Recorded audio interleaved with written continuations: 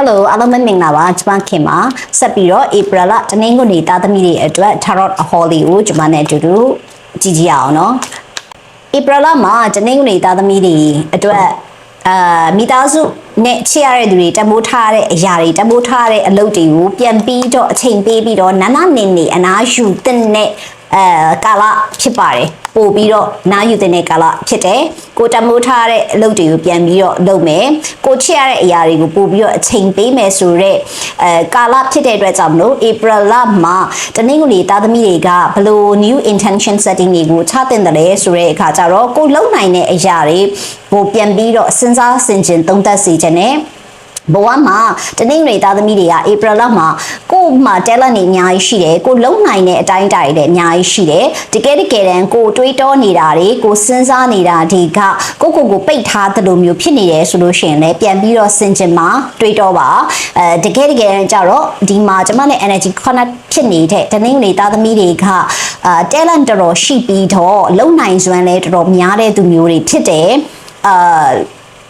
လုံချင်တဲ့အရာကိုလည်းအောင်မြင်အောင်လို့လုံနိုင်တဲ့ခွန်အားရှိတဲ့သူမျိုးတွေဖြစ်ပြီးတော့ကိုဖန်တီးချင်တဲ့အရာတွေကိုလည်းအကောင့်ထဲပေါ်လာအောင်လို့အစီအစဉ်တခြားပုံစံတခြားအကောင့်နဲ့ဖန်တီးလာနိုင်တဲ့သူတွေဖြစ်တာမျိုးကိုတွေ့ရတယ်ပြီးတော့သူတို့ရဲ့ဖြစ်တည်မှုသူတို့လုံနိုင်စွမ်းကလည်း limitless ဖြစ်နေတာမျိုးတွေ့ရတာဖြစ်တဲ့အတွက်ကြောင့်မလို့စိတ်ဓာတ်ကျနေတာမျိုးတွေရှိတယ်စိတ်ပြတ်နေတာမျိုးတွေရှိတယ်အချိန်မတန်သေးဘူးလို့ထင်တာမျိုးတွေရှိတယ်ဆိုတော့အခုအချိန်တက်ပြီးလို့တော့ intention setting တွေအစ်စ်ပြန်ချတော့ကိုversion အစ်စ်တွေပြန်ပြီးတော့ပြင်ဆင်တော့လို့ပြောချင်တယ်ဘာဖြစ်လဲဆိုတော့ကိုအတွက်ကကောင်းတဲ့အရာတွေအလားအလာတွေအများကြီးရှိတယ်เนาะကိုယ့်ပေါ်မှာမူတည်ပြီးတော့ကိုဘလောက်လုံနိုင်တယ်လဲကိုဘလောက်စိတ်ခွန်အားကြီးတဲ့လဲပေါ်မှာမူတည်ပြီးတော့ကိုယ့်ရဲ့ဖြစ်တည်မှုတွေကလည်းတော်တော်လေးကို limitless ဖြစ်နေတာမျိုးကိုတွေ့ရတယ်ဒါကြောင့်မလို့စူးစမ်းစေချင်ပါတယ်April 10 ရက်နေ့ကနေပြီးတော့ April လ14ရက်နေ့ထိ first quarter ကာလမှာဆိုလို့ရှိရင်တနင်္ဂနွေသားသမီးတွေခရီးသွားတာမျိုးတွေရှိတတ်တယ်နိုင်ငံရေးခြားသွားတာမျိုးတွေကပို့ပြီးတော့ကောင်းတယ်ရေတန်းခီးသွားတာမျိုးတွေအဆင်ပြေတယ်ရေတန်းခီးသွားတာမျိုးတွေအဆင်ပြေတယ်နိုင်ငံရဲ့6ခီးသွားတာမျိုးတွေဆိုရင်လည်းအဆင်ပြေတာမျိုးကိုတွေ့ရတယ်အလုတ်ကိုင်းနဲ့ပတ်သက်ပြီးတော့သွားတဲ့ခရီးတွေကပို့ပြီးတော့အဆင်ပြေတယ်ပေါ့နော်အဆင်ပြေတယ်အောင်မြင်တယ်ဆိုတာမျိုးကိုတွေ့ရတယ်ပညာရေးနဲ့ပတ်သက်ရင်အလုတ်ကိုင်းနဲ့ပတ်သက်ရင်သွားတဲ့ခရီးတွေပို့ပြီးတော့အဆင်ပြေအောင်မြင်တာမျိုးကိုတွေ့ရပါတယ်မထင်မှတ်ထားတဲ့အခက်အခဲလေးတွေအနေနဲ့ဆိုလို့ရှိရင်တော့အခက်အခဲတွေကတော့တိတ်မတွေ့ရဘူးဒါပေမဲ့ကိုတယောက်တည်းအထီးကျန်နေတယ်လို့ခံစားရမျိုးတွေရှိတယ်တနင်္ဂနွေသားသမီးတွေမှာတခြားအခက်အခဲမျိုးတွေမရှိပေမဲ့ကိုတယောက်တည်းအထီးကျန်နေတယ်လို့ခံစားရတာမျိုးတွေကိုတယောက်တည်းဖြစ်နေတယ်ကိုတယောက်တည်းပဲလုပ်နေရတယ်လို့ခံစားချက်မျိုးတွေပေါ့နော်တယောက်တည်းဖြစ်နေတဲ့ခံစားချက်တွေပေါ့နော်ဒါမှမဟုတ်လေလူတွေနဲ့မဆက်ဆံခြင်းဘူးတယောက်တည်းအေးအေးဆေးဆေးနေခြင်းနဲ့နားအေးပါအေးနေခြင်းနဲ့တိတ်တိတ်ဆိတ်ဆိတ်နေခြင်းနဲ့ဆိုတဲ့ခံစားချက်တွေပေါ်နေတာမျိုးကိုတွေ့ရတယ်ဒီလိုမျိုးတွေပေါ်နေတယ်ဆိုလို့ရှိရင်တေချာလေးအနားယူလိုက်ပါတခြားဘာပြဿနာကြောင့်မှတော့မဟုတ်ဘူးတေတေချာချာလေးကိုယ့်ရဲ့ယုံကြည်ရာနှစ်သက်ရာဘာဝနာတစ်ခုခုမေတ္တာဘာဝနာပဲဖြစ်ဖြစ်ကမ္မထံဘာဝနာတစ်ခုခုပဲဖြစ်ဖြစ်ယုံကြည်နှစ်သက်ရာဒီဘာသာရေးကိစ္စရဲ့ပဲဖြစ်ဖြစ်ဒီလိုမျိုးလေးတွေလောက်တာမျိုးတွေ meditation လေးတွေလောက်တာမျိုးလေးတွေတရားထိုင်တာဆိုရင်လည်းဘာသာရေးတရားထိုင်တာပဲဖြစ်ဖြစ်ကိုယ့်ရဲ့စိတ်အတွက် mental growth ဖြစ်ဖို့အတွက်တရားထိုင်တာမျိုးတွေပဲဖြစ်ဖြစ်လှုပ်တင်ပါတယ်เนาะလှုပ်တင်တယ်ကိုယ့်အတွက်ကဆရာပေါ်နိုင်တဲ့ mentor ကိုယ့်အတွက် mentor ဒါမှမဟုတ်ကိုယ့်ရဲ့ဆရာဟောင်းဘဝအတိတ်ဘဝဇက်ကဆရာဟောင်းကြီး April လမှာတနင်္ဂနွေသားသမီးတွေတွေ့ရတတ်တယ်ဒါမှမဟုတ်လည်းကိုယ်လမ်းပြောင်းနေရဆိုလည်းကိုယ့်ကိုပြန်ပြီးတော့လမ်းပြမဲ့ mentor တွေဆရာပေါ့နော်လမ်းပြတဲ့သူ guidance ပေးနိုင်တဲ့သူ mentor ကောင်းနေ teacher ဆရာကောင်းနေဒီလိုမျိုးတွေအထက်လူကြီးကောင်းနေဒီလိုမျိုးတွေပေါ်တဲ့အချိန်ပေါ့နော်ဒီလိုမျိုးတွေနဲ့တွေ့ရတဲ့အချိန်မျိုးဖြစ်တဲ့အတွက်ကြောင့်မို့လို့ဥပမာဘာသာရေးနဲ့ပတ်သက်ပြီးတော့လုပ်နေတဲ့သူဆိုလို့ရှိရင်လည်းကိုယ့်ရဲ့အတိတ်ဘဝဟောင်းကတော်ဘူးတဲ့ဆရာဖုန်ကြီးစသဖြင့်ပေါ့နော်ဒီလို prophet တို့လိုမျိုးတွေဗုဒ္ဓဘာသာဆိုလို့ရှိရင်လည်းဒီဖုန်တော်ကြီးတို့လိုမျိုးသူမျိုးတွေနဲ့လည်းပြန်ပြီးတော့စုံစည်းရတာကိုယ့်ရဲ့အတိတ်ဘဝပဋ္ဌာန်းဆက်ဆရာတွေနဲ့ပြန်စုံစည်းရတဲ့အကြောင်းကံကြမ္မာမျိုး April လမှာလာ first quarter မှာရှိတယ်ပေါ့နော်ဆိုတော့ first quarter ဆိုတာထက် April လောက်မှာရှိရလို့ကျွန်မကတော့ပို့ပြီးတော့ပြောချင်တယ်အဲ့တော့ April 15ရက်နေ့ကနေပြီးတော့ April 22ရက်နေ့အထိမှာတနင်္ဂနွေသားသမီးတွေကအခြေရေးတွေမှာအဆင်ပြေတာcommunication တွေမှာအဆင်ပြေတာမျိုးတွေညှိနှိုင်းဆောင်ရွက်ရတဲ့ကိစ္စရပ်တွေအဆင်ပြေတာမျိုးတွေ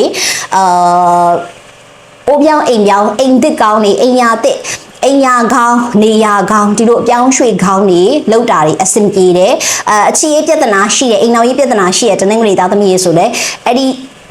လာပြေကာလမှာ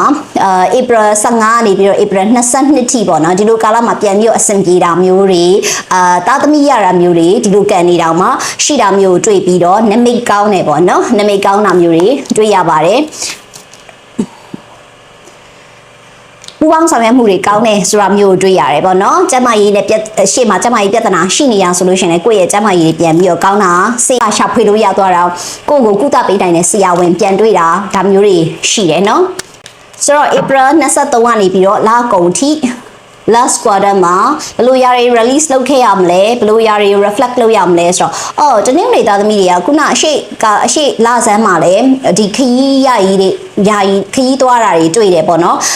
လာကုန်ကန်ဒီမှာလည်းဒီခရီးသွားတာမျိုးတွေတွေ့တယ်ဆိုတော့ခရီးသွားချင်တာမျိုးတွေအရွှေ့ပြောင်းလုပ်ချင်တာမျိုးတွေရှိရဆိုလို့ရှိရင်တော့လုပ်ပါလို့ကျမတို့တိုက်တွန်းနေပေါ့နော်ကောင်းနေပေါ့balance ဖြစ်တယ်ငွေကြေးနဲ့ပတ်သက်ရင်အလုံးနဲ့ပတ်သက်လို့ရှိရင်ခရီးသွားတာတွေတနေ့တကြီးကကိုယ့်အတွက်ပို့ပြီးတော့အကျိုးပေးတယ်ပေါ့နော်ဒီလို energy မျိုးကိုတွေ့နေရတယ်ဒါတွေလှုပ်ချင်တယ်ကိုပိတ်ထားတာမျိုးတွေရှိတယ်ကိုblock ဖြစ်နေတယ်ဆိုလို့ရှိရင်လည်းရွေးချက်မှုတွေပြန်ပြီးတော့သုံးသပ်ပါနော်အပြောင်းလဲတွေလှုပ်ချင်တယ်ဆိုလို့ရှိရင်လည်းလှုပ်ပါရွေးချက်ကောင်းတယ်လို့ကျမတို့ပြောချင်တယ်ရွေးချက်မှုတွေပြန်ပြီးတော့သုံးသပ်ပေါ့နော်ဆိုတော့တနင်္ဂနွေသားသမီးတွေက April လကကိုယ့်အတွက် blue lesson တွေပေးတဲ့ဆိုတော့အေးချမ်းအောင်ဘယ်လိုနေရမလဲပေါ့အေးချမ်းမှုတွေကinner peace ဖယ်ရှာလို့ရတာအပြစ်မှာရှာလို့မရဘူးအရင်တကယ်တော့အေးချမ်းမှုငြိမ်ချမ်းမှုဆိုတာကိုယ့်ရဲ့ inner ကနေဖြစ်လာတဲ့အရာဆိုတဲ့ဟာမျိုးကိုတွေးစေချင်တာမျိုးကိုတွေ့ရတယ်အဲ့တော့ရေလန်းခီးနဲ့ပတ်သက်ရင်တော့ပို့ပြီးအကျိုးပေးနေတာမျိုးကိုတွေ့ရတယ်ပေါ့နော်တနင်္ဂနွေသားသမီးတွေကဒါဆိုလို့ရှိရင်တနင်္ဂနွေသားသမီးတွေအတွက် lunar message ဆိုရဲ moon message တွေကိုကျွန်မထပ်ပြီးတော့ပေးပါမယ်အဲ့လေဘာမှမလုပ်ဖဲနဲ့ဒီတိုင်းပဲနေရာထက်စားလို့ရှိရင်ကိုအရွှေ့အပြောင်းတွေကိုလှုပ်တာမျိုးတွေကပို့ပြီးတော့ကောင်းတယ်စ조사သမျှအရာထင်တယ်ပေါ့နော်ဘာပဲဖြစ်စ조사လိုက်တဲ့အရာတွေကပေးဆက်လိုက်သမျှပေးဆက်လိုက်ရတာတွေအရာထင်တယ်လို့ပြောလို့ရတယ်เนาะဒါကြောင့်မလို့ဘာမှမလုပ်ရင်တော့ဘာမှမဖြစ်ဘူးပေးဆက်ရတဲ့အရာတွေအရာထင်တာဖြစ်တဲ့အတွက်ကြောင့်မလို့ငိမ့်နေနေရထက်လှုပ်ရှားရှိတာတွေကိုရွေးစီခြင်းနဲ့angel message လေးအနေနဲ့ပေးရမယ်ဆိုလို့ရှိရင်เนาะတနင်္ဂနွေသားသမီးတွေအတွက်က